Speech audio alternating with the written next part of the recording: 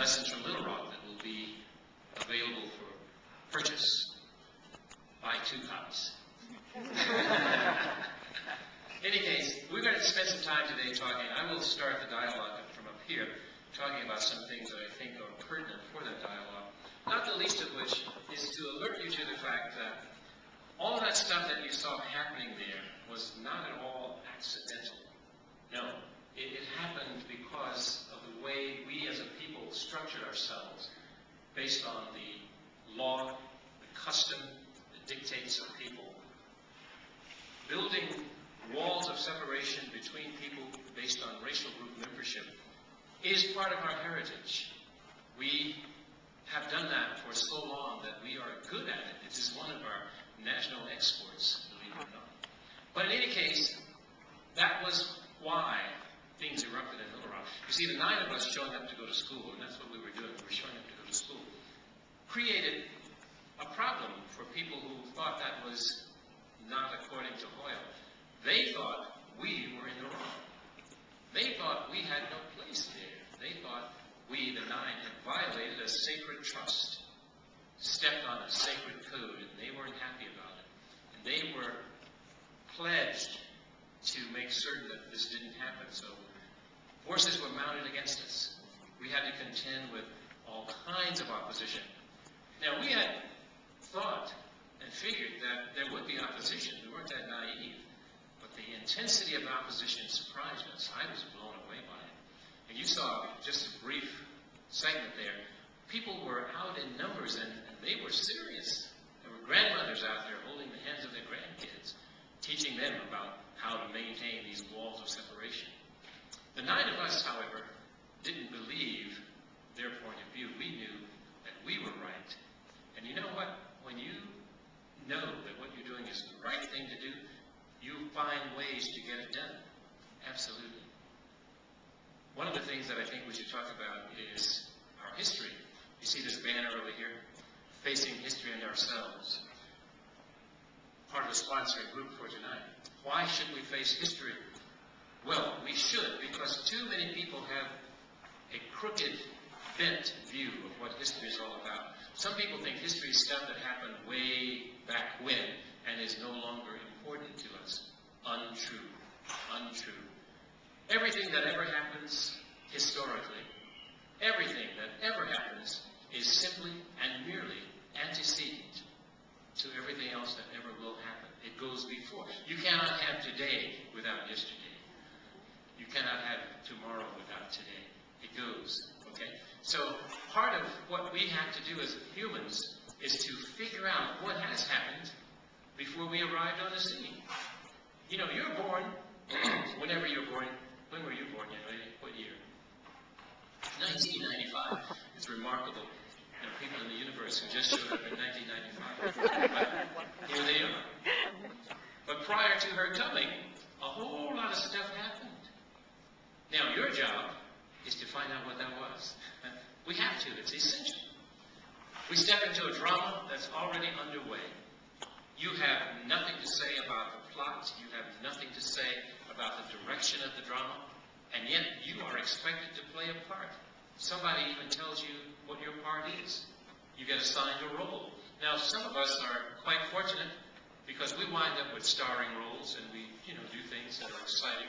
Others of us are cameos. Maybe we'll get called. We don't have any lines.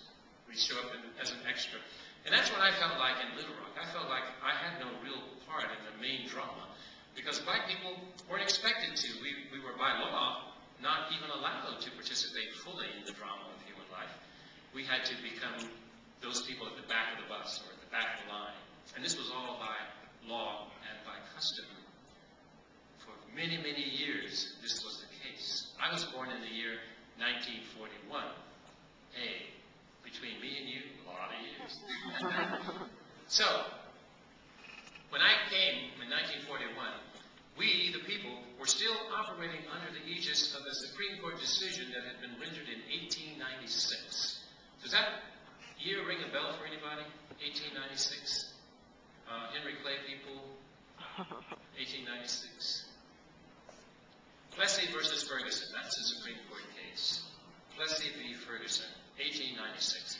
What were the factors in that case? Well, Homer Plessy lived in Louisiana. He wanted to ride a public conveyance, a train. He bought a ticket. He got on the train. The conductor came to him and said, "You have to go back into the car reserved for black people." Homer Plessy said, "Hey, I paid full fare. I should be able to ride wherever I want." The conductor said, "No, you're black. You got to ride where I say you ride." Well, Homer Plessy took his case to court locally. It made it all the way through the local courts and eventually wound up in the Supreme Court. And the Supreme Court said, "Homer Plessy, you got to get to the back of the bus, the back of the train. Sorry about that." And then their conclusion was that it was constitutional to have separate but equal facilities. The old separate but equal doctrine came out of that 1896 decision. That was not the first time that this kind of thing had made it to the courts. My thinking on it is that the Supreme Court ruled in 1896 that way because they were tired of people bringing these cases. Well, there were cases well before 1896. We go all the way back to, let's say, 1853, City of Boston. The case there is in the Massachusetts State Supreme Court, and it's cited as Roberts versus City of Boston. And I like to cite this case because it tells me that my ancestors were on the job. So this guy Roberts shows up at the court, and he says, "I want my kids to go to the local public school, but the public school won't admit them." And the court says, "Well, why is that?" He said, "Because they say my kids are black." Well, it's true. They were black. He knew his kids. They were his kids. But he said they still need to go to school. The Massachusetts State Supreme Court, however, said, "Well, no, can't happen. Your kids are black, so they can't go to public school." This was in 1852, and even before that. Okay? In fact, the so-called civil rights movement, I take exception to that whole notion, by the way, did not begin with Rosa Parks in 1955. It started in 1619, when black people were first brought to these shores, and it continues apace today uninterrupted. So the civil rights movement has been going strong since 1619. Ups and downs, yes, but continuous, because the job has not been completed. We knew all this in 1941. Well, I didn't know much about it. I was new on the scene. But the moment that I began to develop abilities to talk and the ability to move around and talk to people, I began to find out even more. And I was very appalled at what I found out. I didn't like any of it. That's one of the reasons why I joined this group of 9. I wanted things to change. I wanted things to change yesterday. I was at a lecture recently by an author, a woman by the name of Jamaica Kincaid. And if you would like to add to your reading list, write her name down, Jamaica Kincaid. She has some wonderful books. Anyway, she's giving this wonderful talk at Loyola Marymount University. I'm in the audience. After she finishes, there's a question and answer period. A young white man raised his hand and he says, "Miss Kincaid, you have been marvelous tonight in your exposition. I want to help. What can I do to help?" She said, "Young man, there's nothing you can do to help." He was crestfallen. You could see on his face how badly he felt. And she quickly began to say to him what she meant by that. She says, "You see, what I want is for none of this ever to have been. There's nothing you can do." Principal Stone, security, Principal Stone is boss in the building. Can you please escort her home recess day? Who is that there, boss? The principal. Principal boss? You can't have a lost principal. That's pretty sad. Goes against the grain of every known. Well, never mind. So, joining the group of 9 made absolute sense to me. Absolute sense. So I was a ready volunteer. The question sometimes arises is, who chose you folk? We didn't, and nobody chose us, we volunteered. In fact, the people in Little Rock were amazed. They used to think, well, surely these are not the black people we know. Did you import these kids from Chicago, someplace like that? No, we hadn't been imported from Chicago. We were all born in Little Rock.